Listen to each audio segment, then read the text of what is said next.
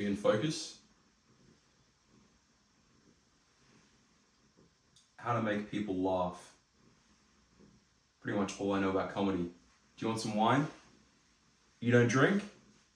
Don't worry. It's alcohol free. What's the point of it? I don't know. I want to talk about comedy.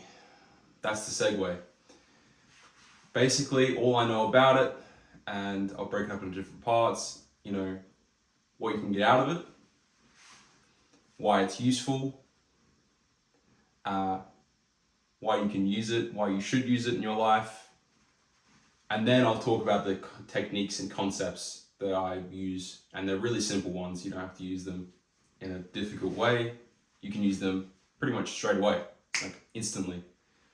And then I'll put them into a story, and then we can all see if that is effective. So, starting off, I know that it's hard to make people laugh if you try to be funny, and I know that both of us have experienced failed jokes.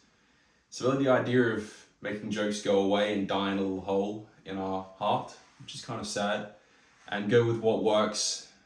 I realized I didn't like this idea probably a few years ago because it takes away from making a good experience great. If you're not there to have fun and make jokes, doesn't have to be the best jokes, then you're kind of there to not experience the full experience. What you might not know is if you're not set on making jokes, as in you're set on not making jokes and you're not willing to do it at all and you're not flinching, this video is probably not for you, because I don't think you'll ever be able to create the stuff that I want you to create out of this video, such as banter and attraction and magnetism. So I said that I'm going to create this video, but really I'm just going to be focusing on banter, because I know you horny bastards want me to only talk about how you can attract people. Attract yourself first.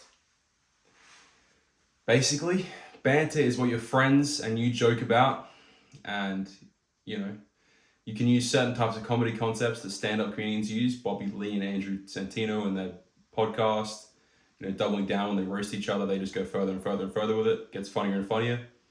Acting out the jokes and using extreme over-exaggeration. You can see that in Dave Chappelle's skits. I won't give you an example of that. You can find that yourself. It's self-explanatory if you watch his stuff.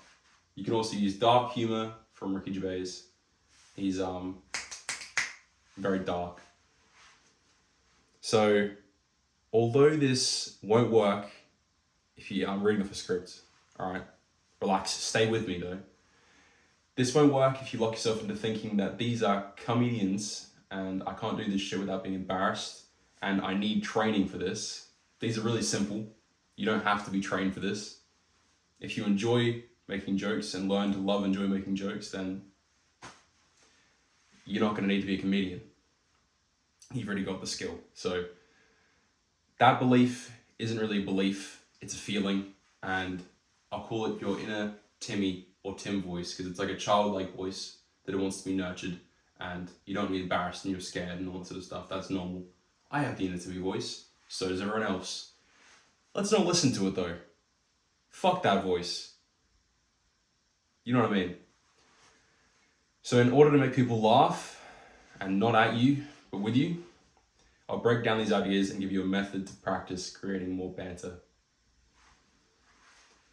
The important thing to understand is, before I get into anything else, is that if you don't practice this, you won't get better at making people laugh. So, hear me out. Practice on your friends. So is there a time in your day when you can actually practice banter on a daily basis? Instead of hearing me talk about this and actually doubting me and what I'm saying, and just blindly not trusting me, can you actually prove to yourself that banter isn't just a concept that some people are born with? Believe in it, and it might actually be real, maybe. It is for me. Timmy or Tim is the kid that lives in your head rent-free. It's time to conquer Timmy. Not in a weird way, if that wasn't clear. I'm going to tell you a story using concepts of comedy that anyone can use in their own conversations. This is a real story in my life. You let me know if you think they are good or bad or shit. I can't tell the story without explaining a few of the concepts first though, so I'll use the easiest ones that you can relate to more. Basically, we've got doubling down. Doubling down is basically used in the entertainment industry to build on a funny joke and make it hilarious. You can start off with a base joke.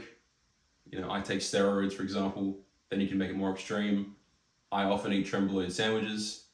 Then you can choose to make it even more extreme by doubling down again. With the other person, usually you do this back and forth, and it creates actually good banter. And the last one you can do is like, I usually partake in NNN, non-natural November. By the way, I don't take steroids. That would have been actually funny if I actually did steroids and that was a joke. That's not the joke, okay? That's just the concept. Number 2, the fake out. Thank you, Charisma on Command. They showed me this one. It seems obvious, but this is kind of the name to it. Fake out is basically when you come into a situation completely seriously and then you make it a joke. You know, you compliment someone. For example, take Jim Carrey when he's interviewing, or he's being interviewed with Margot Robbie, and he says, "Yeah, you know, you're so talented. I can't believe that you got so far in the industry with your obvious physical disadvantages." He's being very sarcastic, but he was leading up to it. That's the fake out, you know, and she didn't take offense to it. It was a funny joke. Everything worked out. That's just one of them you can use. That's putting a name to it. Do your own research on that further if you want to explore it more, and the doubling down one, I recommend it. Dark humor. Dark humor I was talking about before with Ricky Gervais. It's basically making anything you say surprising by how fucking dark it is. So this one's dangerous because you don't use this one day to day. You use this pretty much purely with your friends. Really rarely you'll meet someone and just immediately start saying dark humor jokes because you sound like a crazy person if you do. Basically, dark humor is joking about World War II, Nazi jokes, all of that sort of bad stuff. Stay away from it if you're not friends with the person. I won't talk about it much more in case I get cancelled, even though I know cancel culture is dead. So, the story. I'll make it clear where each concept is used in each story. It's past Christmas, everyone. Merry Christmas, if you celebrate it. What do you want for Christmas? What did you get? This year I wanted bigger tits. I've got big boobs. My friends compliment my big boobs. And my gym gains have made my breasts fucking huge. So, back 10 years ago, I had this urge to be liked during Christmas. And I'll never forget because I was so embarrassed. I had a Kris Kringle for my final year in primary school when I was like 10 or 11. I was a Timmy back then, you know. And I had drawn my best friend for the Kris Kringle. So I drew my best friend. I go home that night and I'm so excited. I tell my parents, everyone in my family, over the next week or two, I'm putting my present together and I'm doing whatever it is. Basically, it was a drawing of something that he really liked and I just put a frame on it. So I finish wrapping it. I take it to school the next day. My whole class, 40, 50 kids, just sitting in a circle, all looking at each other, presents in the middle, smack bang in the middle, but not like that.